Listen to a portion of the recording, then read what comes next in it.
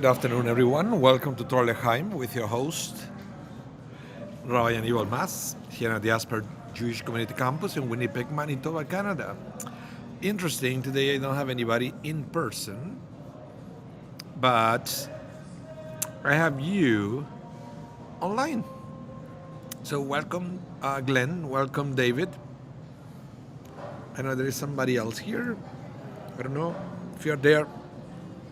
Please say hi before we start studying. I know it's summer is here, so things are going to start getting interesting. Whoa, hail on Plano. Yeah, we had hail in Winnipeg as well, like crazy hail. Like, I wish I could show you the video that my wife took. I was teaching here at the campus, so I missed all the fun. We could hear it. We could hear it here. It's a huge building, but the noise of the hail hitting the roof was so intense that we heard it. But then when I went home, I saw all the videos, and the hail was still there. Usually it melts right away. Not this one. Not this one. So welcome, everyone. Welcome. It's Parshat Behar, very interesting Parsha because it's talking about the sabbatical and jubilee years. That used to be a big deal back in biblical times. Not so much in these days. Although sabbaticals still exist. Who's that? Oh, Glenn, thank you. Or you're welcome, I should say. You're welcome for your comment. So yeah, sabbatical and jubilee. Have you ever heard about that? The sabbatical year, jubilee year. And long story short, sabbatical was a cycle of 7 years. Jubilee was a cycle of 7 sabbatical years. So 50 years. And it was a time when people couldn't work the land, which was, back in the day, I can imagine it was a huge blow to the economy, right? Can you imagine if you own a business, and I tell you that you can, every 6th year, the 7th, you can't work. You have to leave your store the way it is, and people, unlocked. People can come and take whatever they want, right, for a whole year. Kind of weird. But that's exactly what the Torah is asking the farmers to do. And of course, you can try to understand this from a rational point of view, because it is well known and documented that if you work the land non-stop, eventually the land starts losing nutrients. And then you will keep planting, and you won't understand why you are not getting anything out of the land. When it is because there are no nutrients. So how do you replenish nutrients in the land? Well, very easy. Just don't touch it, don't do anything. Let everything that grew for that cycle kind of rot or fall back into the ground, and then the ground will reabsorb all these nutrients. So that was one of the ways. So perhaps the sabbatical year intended to do that. Eventually humanity found a better way, which is to divide the land into different sections. So what you do is every year you don't work one section. So then you never stop, because there is always one section at a time replenishing all the nutrients. So that is it seems that it's a better way of doing it. That's the way it's done in these days. So although in these days we have also artificial ways to replenish the land with nutrients, new ways. So yeah, that's what this week Torah portion is talking about. And the other thing that you have to be aware is that I'm talking week after week after week about the counting of the Omer, right? Between Pesach and Shavuot. And there is one day of the counting of the Omer that is special. that is Lag BaOmer, which is the 33rd day of the counting of the Omer, and it's going to be, God willing, Saturday night. Okay? Saturday night we are going to count 33, so Lag BaOmer is all Sunday. The whole Sunday is Lag BaOmer. Welcome, Holly. Welcome to the class. So hopefully, if we have time today, we're going to study a little bit about what is Lag BaOmer, the implications of Lag BaOmer, and when Lag BaOmer became so important for the Jewish people. Okay. But for now, welcome everyone again. Let's dive into this week's parsha. Now, let me bring the class here. One of the things that you have to understand when we study this Parshat Behar, is that most of the time it comes together with the next Parsha, which is called Bechukotai. Okay? So usually Behar and Bechukotai come together. Each one of them is a shorter Parsha, so when we have to put them together, it's not that long. Okay? So, but years like this one, that is a leap year in the Jewish calendar, we have extra Shabbatot, we have to split the two, Behar and Bechukotai. So it's always a good news for the Torah readers, because each one of the Torah portions is shorter. Okay? So let's study a little bit about Behar. As I mentioned before, it's talking about the sabbatical and jubilee years. But before the Torah goes into all the details from sabbatical and jubilee, the Torah in this week's parsha opens with the following lines. So pay attention to this. It says, "The Lord spoke to Moses on Mount Sinai. Speak to the Israelite people and say to them, when you enter the land that I assign to you, the land shall observe a Sabbath of the Lord." And you know, right out of the bat, welcome Randy, right out of the bat, we have a problem here. Because it implies that as soon as the people of Israel enter to the land, the first year should be a sabbatical, right? That's what it seems to imply.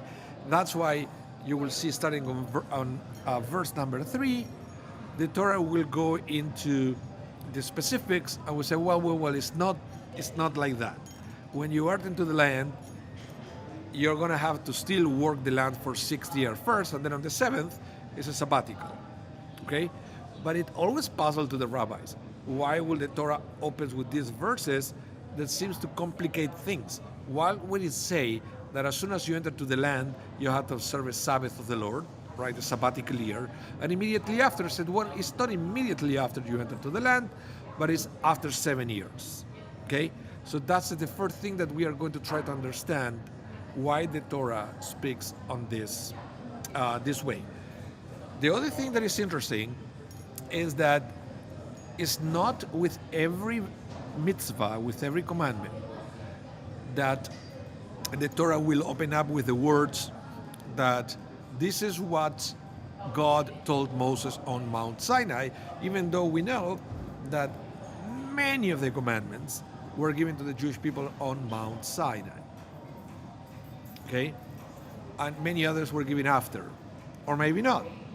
We'll see in a minute. There are different opinions about how God communicated with Moses and how God let Moses know God's will, what to do, what to say, all the commandments. When did it happen? Everything was communicated on Sinai, some things on Sinai, some things after, maybe some things before. With, for example, you have the clear example that before the people of Israel left Egypt, right, they have the obligation to sacrifice the Pesach offering, the Paschal lamb. Well, that happened before Mount Sinai and became a law.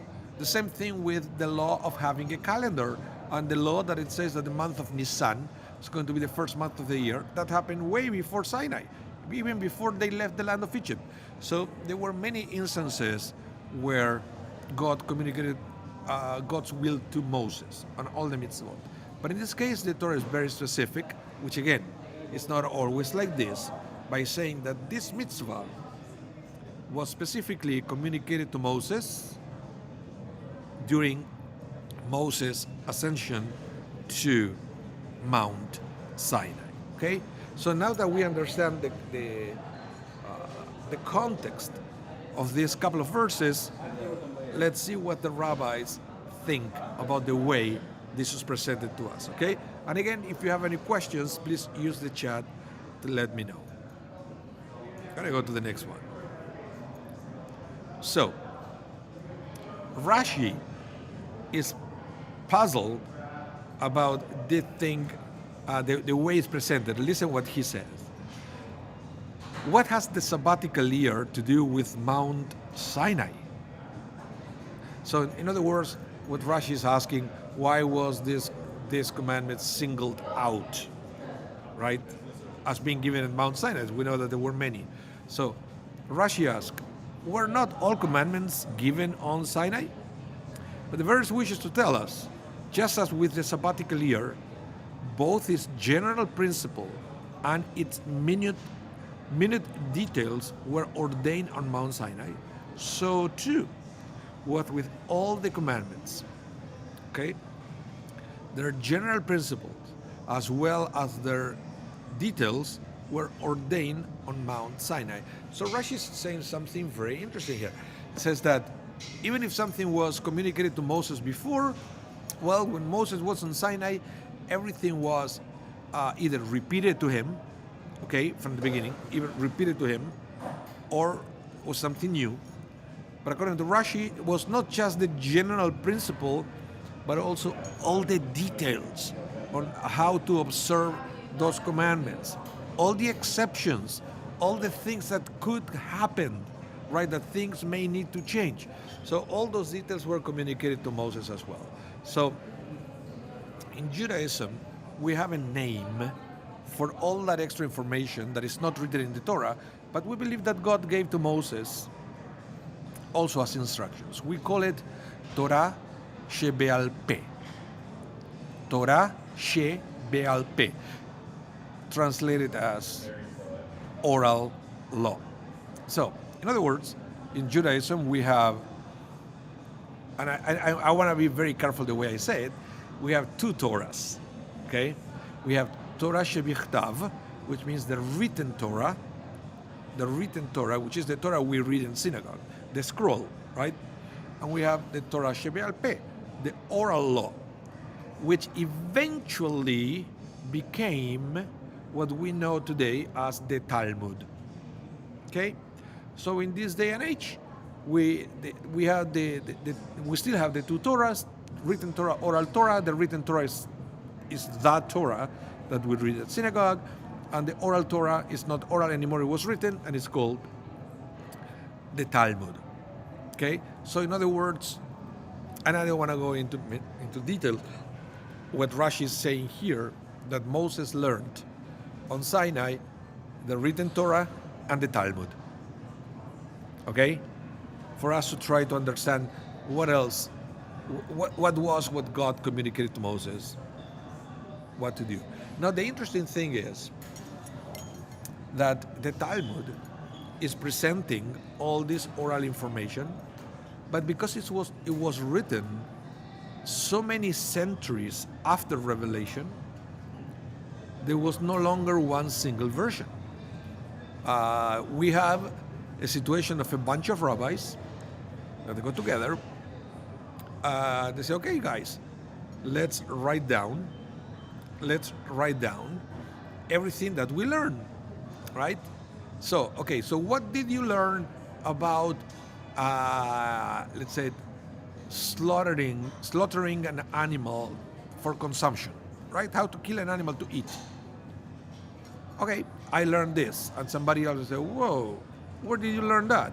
I learned this other thing. So what happened is, every time that there was this kind of question, and everybody was presenting their own opinions, there was immediately a debate. The debate was carefully recorded, and in many cases it was voted upon, and then the law was decided following the majority. Okay, Rocky Pollack, welcome to the class. You say, just because they were communicated to Moses doesn't mean that Moses was able to communicate instantly to the nation. Rashi wasn't around to help. Yeah, well, yes, Rashi came many years after Moses. Yes, but what again? I'm repeating the way traditional Judaism understands this. So we believe that all this information that it was passed to Moses, right, on Sinai, Moses learned it all. I don't know if God had exams to be sure that Moses remembered everything that we should be remembered. We don't know that. But eventually, Moses had to teach all that information to the previous generations, to the future generations. So that was done by repeating everything to Joshua, probably the priests, and the elders of that generation. So Moses had an audience that was learning from him all the Torah in this case, during the next 40 years until they entered the promised land, and then Moses died, right? Before they entered. So they had 40 years to learn the entire Torah, and then sometimes we wonder, what was Moses doing for those 40 years? Because according to the rabbis, for those 40 years, there was no communication. Nothing new was communicated to the Jewish people through Moses in those 40 years in the desert. Nothing. It was kind of a disconnection. So what was Moses doing for those 40 years? Watching Netflix? No. We believe that Moses was teaching Torah to Joshua, because he knew that Joshua was going to be the next in command, and to the elders of that generation, so they at the same time could teach all this Torah to future generations. And you have right there, out of the bat, different people learning the same Torah. But because you have different people, we know how it works, that not everybody remembers things the same way, especially in those days. No books, right? Very little thing will be written. And we also believe that the oral law supposed to be oral, so they had a ban. They had a ban on actually writing down all this information, and this came out to play when it was time to write the Talmud. Many rabbis decided that it was not kosher to do it. It was not kosher to write the Talmud, because if the Torah was explained orally from Moses to God, the idea was to keep it oral. So what I would write it down, again, the rabbis voted, and they decided to write it down because otherwise it was going to be lost for good. Okay? So this is what Rashi is saying. Moses learned both written and oral law on Sinai, every single detail. Now, of course, the Talmud, we have different opinions on this, right? Rabbi Ishmael says the general principles of the Torah were given at Sinai, and the details when God spoke to Moses in the tent of meeting. Okay, so why would he say something like this?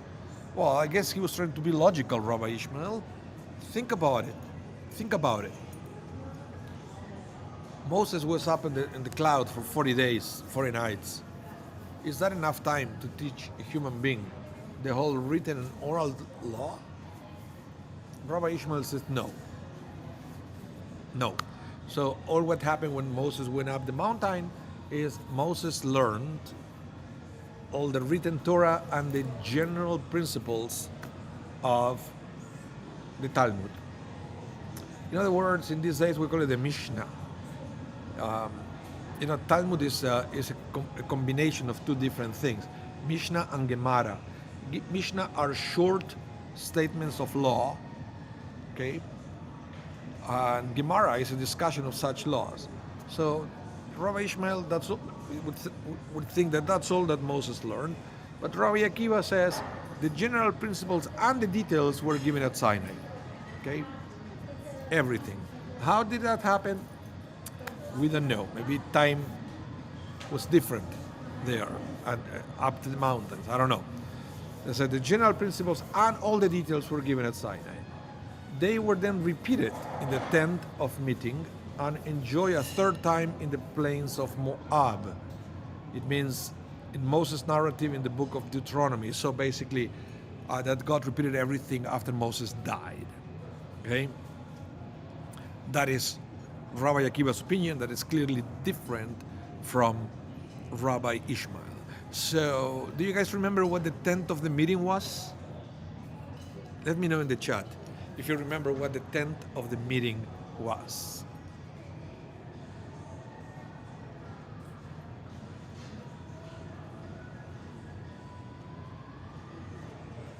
I just realized we should get sponsorship from Pepsi here. You remember what it was? Tent of the meeting?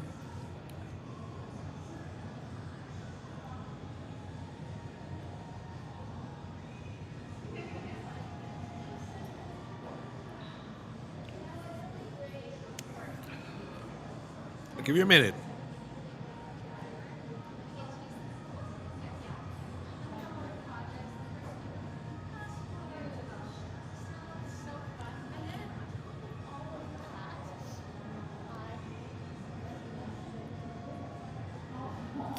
Okay, so the tent of the meeting was a place inside the tabernacle, the sanctuary. And it was a place where Moses would be called up by God whenever God wanted to communicate with Moses. It was like a phone booth, and I'm not joking here. It's the whole idea. It was like a phone booth where God and Moses could have these private conversations. Nobody else will hear such conversations. So after Moses will come out of the tent of the meeting, he will communicate to the entire Jewish nation whatever he said that God told him or communicated him. I will guess it took a lot of faith from the people to believe that all that material, all that information that it's been passed down to them came from God. Right? Moses will come out and say, this is what God said. Did anybody else hear that? No. No. But they believed. They believed in Moses. Let's continue. Now, let's go back to this concept that I mentioned before, of the first verses, right? It said, when you enter the land that I assign to you, the land shall observe a Sabbath of the Lord, right? We're talking about the sabbatical year. Now, there is a beautiful text from the Lubavitcher Rebbe that I want to read to you, because now the rabbis have some explaining to do in why the Torah will contradict itself. It will open the section by saying that the sabbatical year will have to be observed as soon as they enter to the land, but later on will say, no. First you work for 6 years, and then on the seventh is the sabbatical. So why the contradiction? Well, listen to this.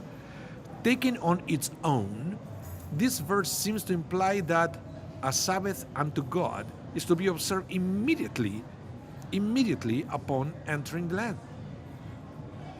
But in practice, when the Jewish people entered the land of Israel, they first worked the land for 6 years, and only then observed the seventh year as the Shemitah, the sabbatical year, as indeed the Torah clearly instructs in the following verses. So the Torah is telling us that a Shemitah is to both precede and follow our 6 years of labor, to follow it on the calendar, but to also precede it, if not in actuality, then conceptually. Okay, so let me stop here before I go to the next slide. What the Rebbe is saying is that the Torah opens up with that commandment because there are two different ways of experiencing this sabbatical year. One is the practical one, which means it means you stop working, right? after 6 years, 7th, you don't work. That's the practical way of doing it. But the other one is to have in mind before you start working the land, you have the concept of a sabbatical year in mind before you start the work. Welcome, Jerome. Hello.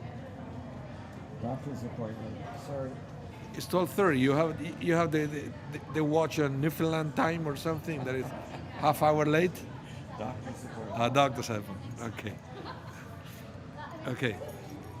I have a better doctor for you. It's called Maimonides. Okay. I think I've heard of it. Yeah. Okay. The Rabbi is talking about the concept of sabbatical. Let's continue. Listen to this. So, therein lies an important lesson in how we are to approach the mundane involvements of life. We're talking about sabbatical year. True, we begin with the material, because that's what happened. They entered to the land of Israel, they went straight to work the land. So we begin with the material, for in a world governed by cause and effect, the means inevitably precede the end, right? So in order to get something, first you have to do something, right? You will never get something if you don't do something. It's the way the world works.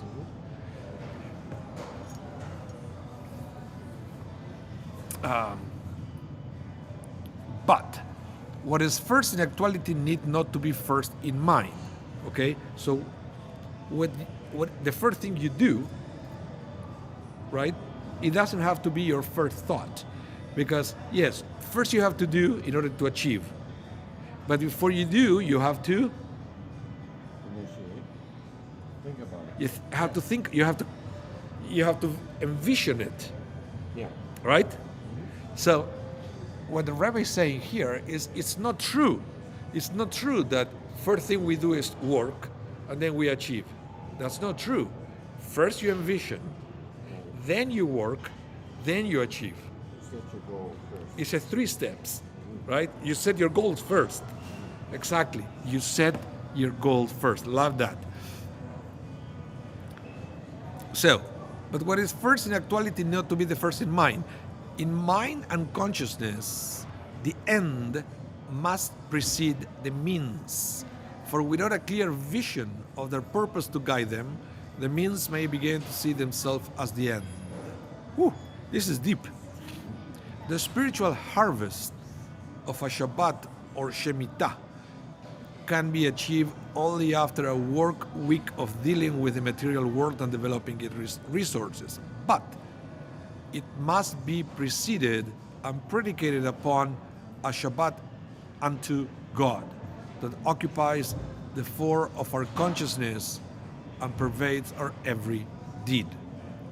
So, which is interesting. That's the concept of Shabbat. Let's go back to the beginning of the world, okay? Because there you can see it clearly. You can see it clearly how after God created the world, it said God rested. Shabbat by Nafash. So God rested, so we rest on Shabbat. So a superficial reading of the Torah may think that all what happened is God did, created, and then rested. But that's not true. You had to have a goal in the beginning in order to know when to rest. How do we know that God had a goal? How do we know that God had a vision? Because he rested. He had accomplished it. Well, if you don't have a vision, and you do, eventually you're going to rest. But how do you know that God had a vision? Because after every day, God said, and it was good.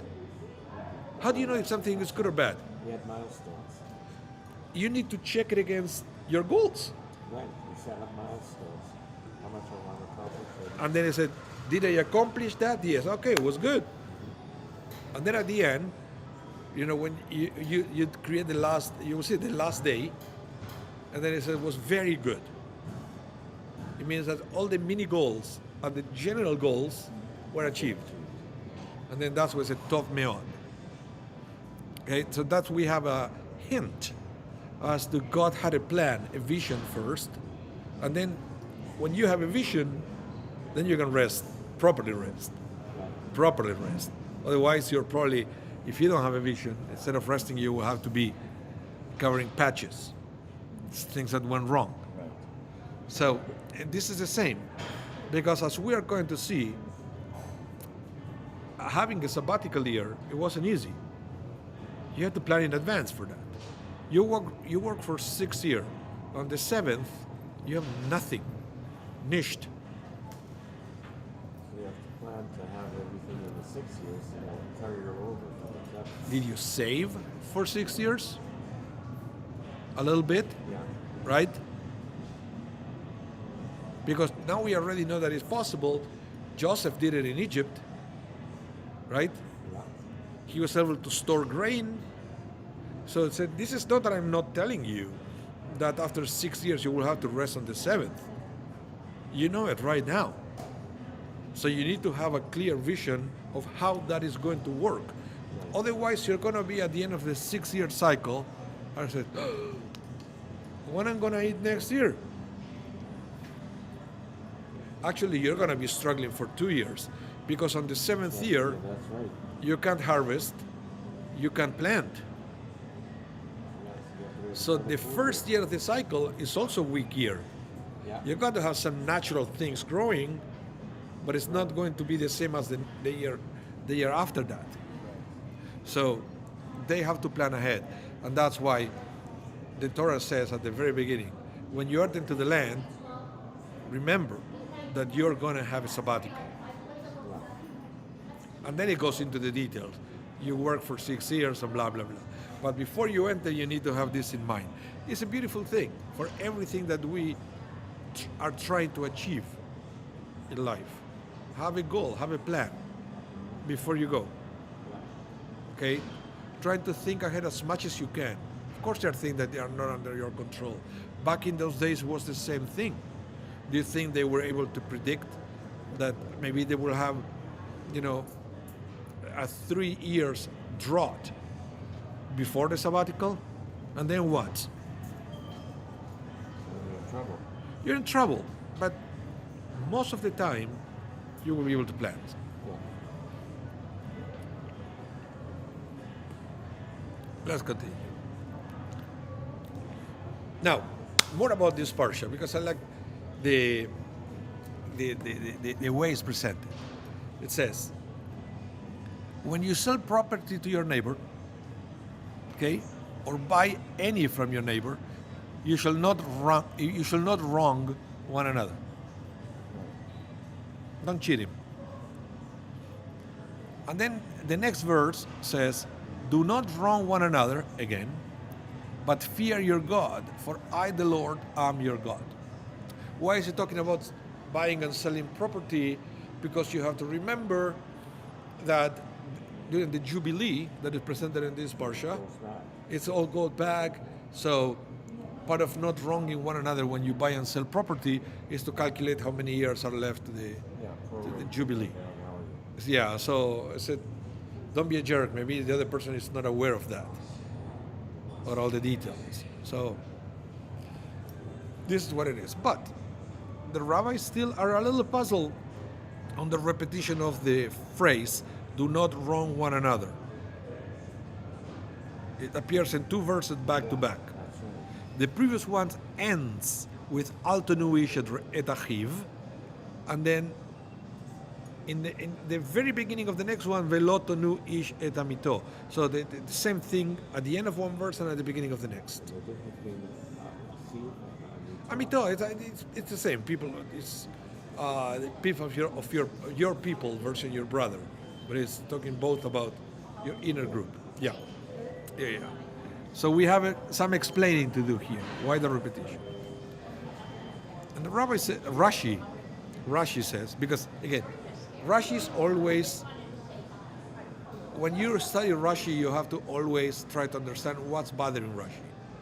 Rashi would never write something if it's obvious, but he will never tell you. what is that he didn't find obvious.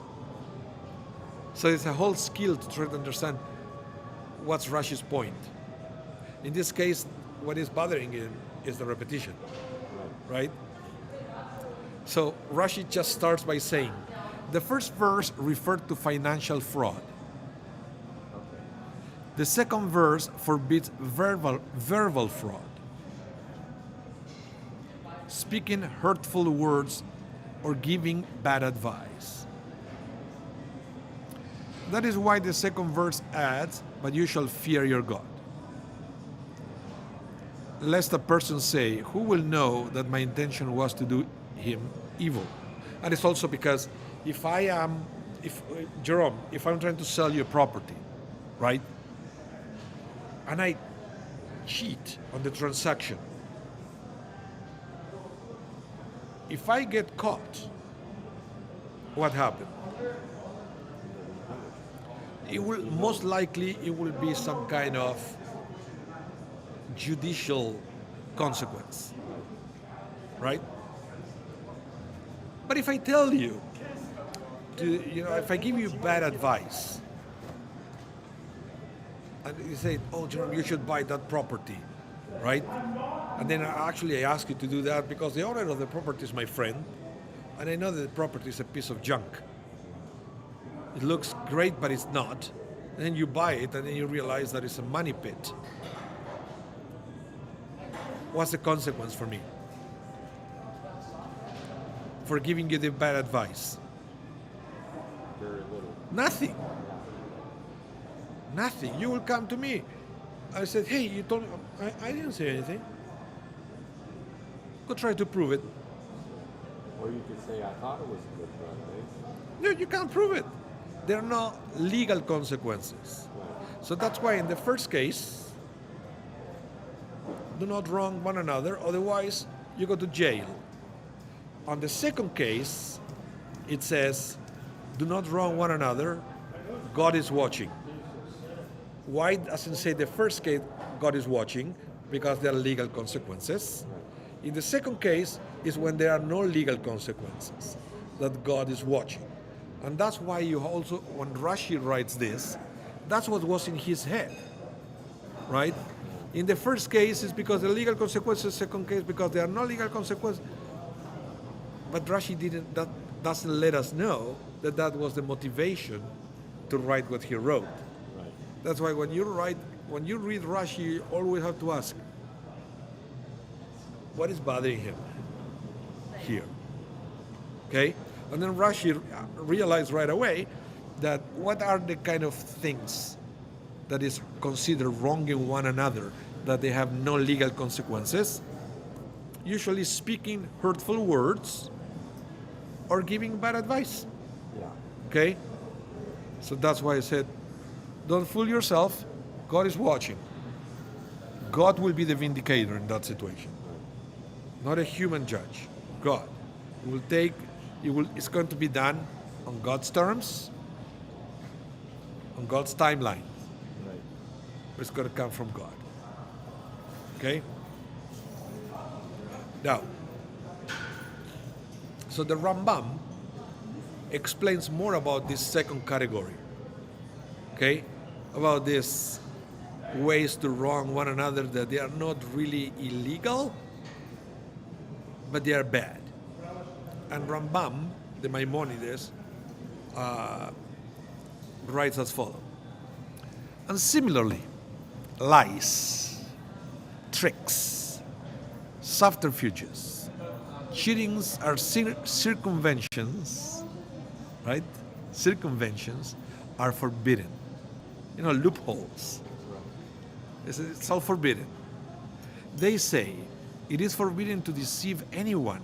And even more so, now Rambam is adding another layer, when it can lead to the desecration of God's name. Okay? Because basically, maybe what you do when you say is not necessarily illegal, but now the fact that it become known that you are such person, and you're a Jew. your attitude, your behavior is spilling on all of us. Okay? So it said, even more so when you're maybe like a well-known person and you're going around finding loopholes, giving bad advice, taking advantages. Yeah. That, according to the Rambam, leads to the desecration of God's name. For that is a great sin and imbues in a person bad traits. And all these wicked actions, God explained that He will be disgusted with them and with those who perform them. Because again, no legal consequences on earth. But God said, I will be disgusted. And about that, God says in Deuteronomy, for anyone who does this is an abomination to God. So, holy, what you say here, it said, even back then, special caveats, how do you say caveats? Caveats were necessary for realtors. Even in this day, what do you mean back then? What do you mean back then? Very insightful, still relevant. Yeah, in these days too. That they, some people, they know how to hide certain information, right? And then you come complaining, and they say, you never asked. How do you ask me? And I will tell you that, the roof is leaking.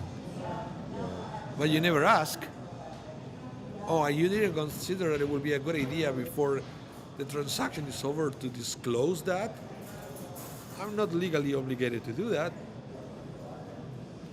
Now they've put in caveats that you have to disclose it. Well, yeah, but they're not everything. There are certain things that you may know that there is a problem, right? And then when it's done, it's done. Yeah. Now, so all this kind of verbal fraud, and by extension, all kind of bad but not necessarily illegal form of cheating, is called in Hebrew geneivat da'at. What is a ganev? A thief. Da'at? Knowledge. So geneivat da'at is like I make you believe something that is not real. Okay? Yeah. So it could be, for example, cheating at school. It looks like I know, but I don't know. I cheated on the exam. Right? But it's interesting because that is called also theft. Right. So in this case, let me explain why cheating at school is bad. Now, Rabbi Menashe Klein was a Hasidic Rebbe. He says, cheating is also a violation of geneivat da'at, both against the professor, but also against future employers who take grades to be a measurement of competence. Right? You got a degree from this university, you should be really knowledgeable. Yeah. No, but it's not about that. It's about, let's say that I study like crazy, right, for the exam. You didn't. You cheated. You had a hidden computer, right? Or you have an earpiece. Somebody was telling you all the answer from the outside. Okay? So you got a 100 on the test. I got a 95. We both applied to a job. You got it because you got 100. I didn't get it because I only got a 95. So you stole my job. Sometimes we don't think about cheating in those days, in those ways. What about, for example, this, what was the name? The famous cyclist, Armstrong. Oh yeah, this is doping. Doping, right? He won all these tournaments, right? Cheater, they call it. Yeah. Cheater? You're a thief. You're not a cheater. Stole medals. No, what do you mean medals? Because of the medals, he got sponsorship. Right. Right. He got millions of dollars that it would pay to him to represent the brand that technically should be gone to somebody else. Right. But he stole it from them and he got all that money. So, dude, you're not a cheater. You're a thief. Yeah. Lance Armstrong. Lance Armstrong. So you are a cheat. You are a thief. You're not a cheater. So in Judaism, cheating is a form of stealing. That's something that we have to be aware. And as I promised you guys, Sunday is. I'm gonna go quickly here.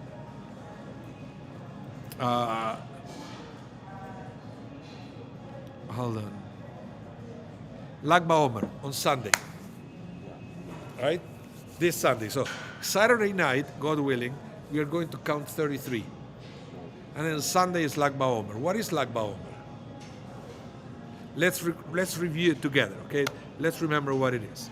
Lag BaOmer, the 33rd day of the Omer count, will be this year, Sunday, May 26, 2024. Okay, just remember that. Chances are that in your city, there are celebrations. I know we have in Winnipeg, a few synagogues organize that. Hopefully one day Shari Zedek will have a place to do it. Soon. B'meheira v'yameinu. So, Lag BaOmer is a festive day on the Jewish calendar. It is celebrated with day trips, in which children traditionally play with bows and arrows, bonfires, parades, and other joyous events. Many visit the grave of the great sage and mystic Rabbi Shimon Bar Yochai, that is located in Israel, in a place called Meron. Right.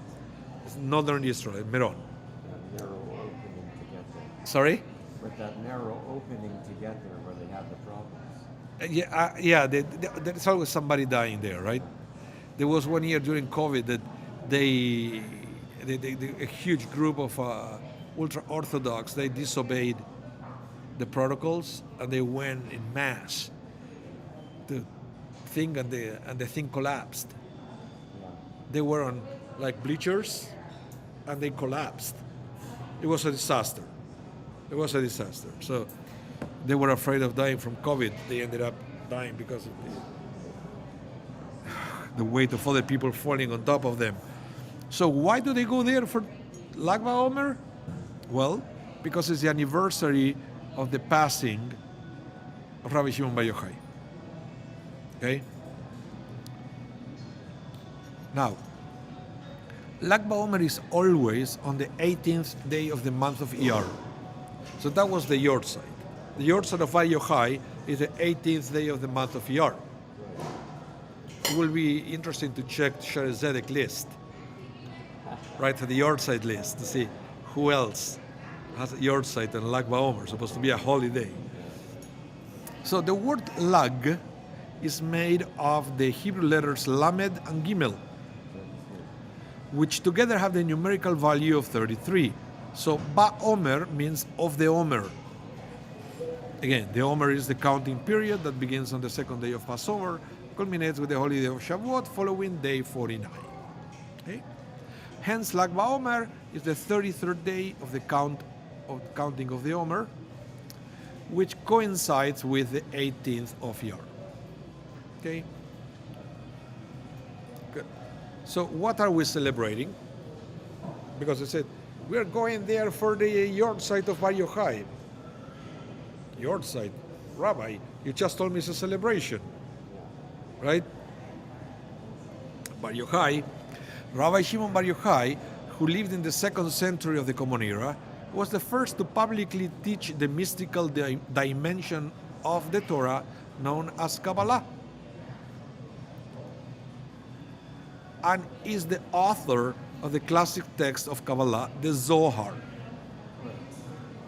On the day of his passing, Rabbi Shimon instructed his disciples to mark the day as a day of my joy. Okay? So basically he told the disciples, when I die, don't cry celebrate me. Celebrate my passing because I'm going to heaven, right? Isn't there a controversy that perhaps the Kabbalah, that Zohar was written In Spain. In Spain, yeah. Yeah, but Moses de Leon. Yeah, there is a controversy. Some people say that the Zohar was written in Spain by Moses de Leon. You're absolutely right. So, the final day of a righteous person's earthly life marks the point at which all their deeds, teaching, and works achieve their culminating perfection and the zenith of their impact upon our lives. So each Lag BaOmer, we celebrate Rabbi Shimon's life and the revelation of the esoteric soul of Torah. So it's a day that not only we celebrate the achievement of Rabbi Shimon, and we are thankful for everything that he shared with humanity, because there were many Kabbalists that they were experts, but they kept it to themselves. Maybe they have one student, but he opened it up to a generation. Okay? Regardless of he wrote the Zohar or not, he taught that during his life. He taught mysticism. What he taught, we don't know. We weren't there. No. We may have one or two congregants that they were there, but